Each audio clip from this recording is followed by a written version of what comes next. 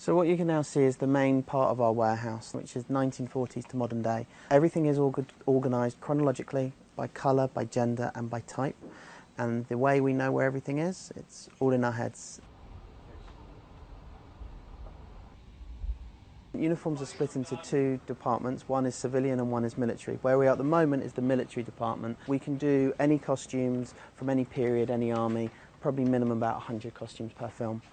This is our monk's rail. The reason I point this out when we go past it is we found Obi-Wan Kenobi's robe along here, which was quite fun. We were tidying the rail up and someone took off the robe and went, "Monks don't have pointed hoods." Someone walked past and went, "That looks like Star Wars."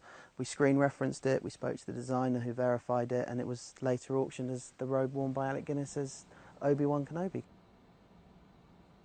Titanic was always one of my favourite stories because there was a load of the costumes made for that were all reverse print, so they could flip it to make sure it was all that one way. So you walk into a room and there's all these things saying White Star Cruise line all backwards, and I never knew why until I suddenly listened to someone who worked in the film and they explained it to us. We've got these fantastic samurai outfits which featured in the production 47 Ronin. We never had samurai outfits before until that film was made, and after the film was made we purchased the samurai outfits just because they are phenomenal, and when you put them on someone just to have a look at, there was a reason people were scared of them, and you can see that was an effect that the costume actually gives them, which is not being able to see the eyes and the expression of the face. Just makes you some of the scariest things to see in front of you. So what we have here are 3 Queen costumes for the same person at different periods of their life. These 2 were worn by Helen Mirren in the film The Queen.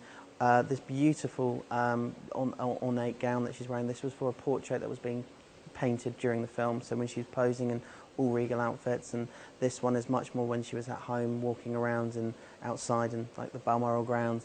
But this exquisite, beautiful dress here is a recreation of the Queen's coronation dress. We never thought this would ever be worn by an actress because it was made quite specifically to the Queen's measurements at the time, but there's a new TV series being made called The Crown, and the actress playing Queen Elizabeth in The Crown wore this dress for the coronation, so I was very happy it got used again because it's stunning and it deserves to be seen as much as possible.